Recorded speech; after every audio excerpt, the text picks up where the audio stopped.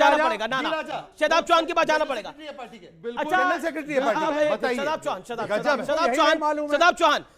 शादाब चौहान शफीकुर रहमान बर्क कहते हैं कि नफरत फैलाई जा रही है, तुष्टीकरण किया जा रहा है, ये इजराइल की तरफ से हो रहा है। और रशीदी साहब का बयान तो सुन ही लिया है आपने, उन्होंने क्या बोला जो हमने चलाया। मैं आपसे जानना चाहता हूं, एक तरफ तो तुष्टीकरण की बात हो रही है और दूसरी तरफ बंटवारे की बात हो रही है, क्या आपको लगता है दोनों रणनीतियां सूट करती हैं आपके विचार को? पहले तो हम लोग हर तरह के वायलेंस को, वॉर को कंडम करते हैं, किसी को भी किसी पे भी जुल्म करने का अधिकार नहीं होना चाहिए।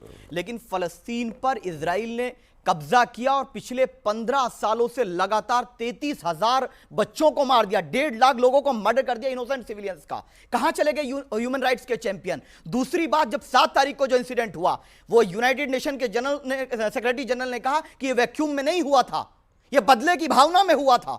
डेफिनेटली बच्चों की किलिंग जस्टिफाई नहीं होगी, लेकिन अमेरिका ने और इजराइल ने कहा बच्चों का कत्ल किया गया, बाद में यूएस ने उससे विड्रॉ कर लिया, फिर कहा गया रेप किया गया। मैं सवाल हिंदुस्तान के संदर्भ में पूछ रहा हूं, मेरा निवेदन है कि हिंदुस्तान के संदर्भ में रहे। मेरा कहना है कि एक तरफ तो हमास के नाम पर भी एका करने की कोशिश है और दूसरी तरफ बंटवारे की कोशिश है। उसका जवाब नहीं, अगर डायरेक्ट सवाल है, अगर हमास आएगा तो फिर भारत के साथ साथ जो जहां का विषय वहां का भी पूरी बात जानी चाहिए ना।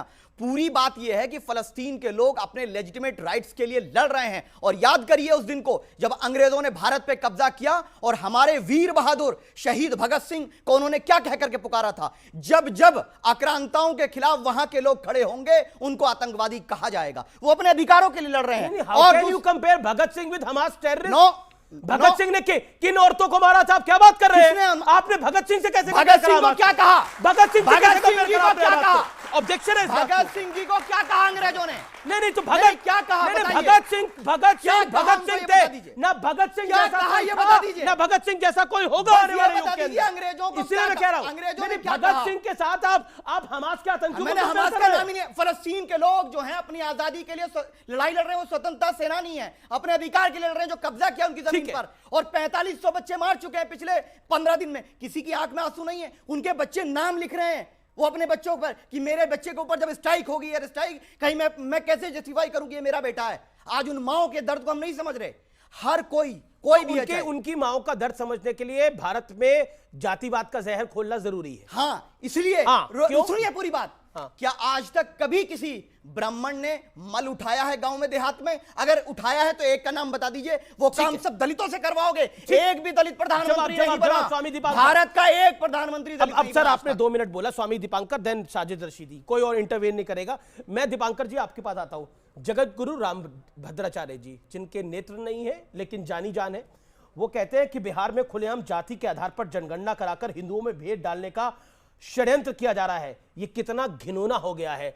जब साधु संतों को ये बोलना पड़ जाए तो हालात वाकई क्या बिगड़ रहे हैं?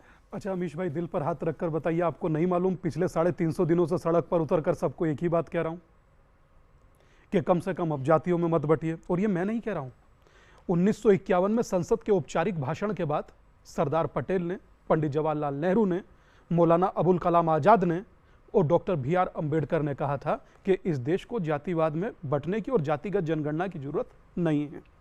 तो फिर जातिगत जनगणना बिहार में वो करा रहे हैं जो कथित गांधीवादी हैं। और कराया कब? 2 अक्टूबर में उसको दिखा रहे हैं दुनिया के सामने कि हमने देखिए जातियों में हिंदुओं को बांट दिया। कभी हिम्मत जुटाइए ना साथ दादा, कभी मुस्लिम में भी पिछड़ा अति पिछड़ा कीजिए, कभी ईसाई में भी पिछड़ा अति पिछड़ा कीजिए, कभी इन बच्चों को बताइए शिया सुन्नी बरेलवी देवबंदी अहले हदीस कमरिया घोसी गयाना तेली अंसारी पसमानदा, इन्हें भी तो बताइए सर। सिर्फ हिंदू को ही बांटिएगा, ब्राह्मण बनिया जाट गुजर त्यागी यादव सैनिक क्यों? आप बटे हुए हो। Let me complete. आप बटे हुए। Let me complete. ब्राह्मणवादी व्यवस्था ने लेट मी कंप्लीट। पॉइंट तो सही है, आप उनकी बात से डिसएग्री करें तो बटे हुए तो हो दादा। मैं सब हिंदू तो जाति में बटा हुआ है। हाथ कंगन को आरसी क्या, पढ़े लिखे को फारसी क्या? हिंदू जातियों में बटा हुआ था, अब हिंदू एक होने की दिशा में चल रहा है। और ये मैं नहीं कह रहा हूं, ये अमीश बाबू, ये मैं नहीं कह रहा हूं, ये मेरे साथ जुड़े 47 लाख लोग कह रहे हैं। और मुझे गर्व है कि मैं 47 लाख लोगों को एक विचार के साथ खड़ा कर पाया। और छोड़ दीजिए, मैं नहीं जानता कौन बच्चा कहां से आया है। हिंदू होने में विश्वास रखते हो या जातियों में बंटने में? भारतीय होने में विश्वास रखो। ये कोई बात ही नहीं है, भारतीय सब है। मत बांटो। ये काहे की बात आ गई? भारतीय अपने को मानो।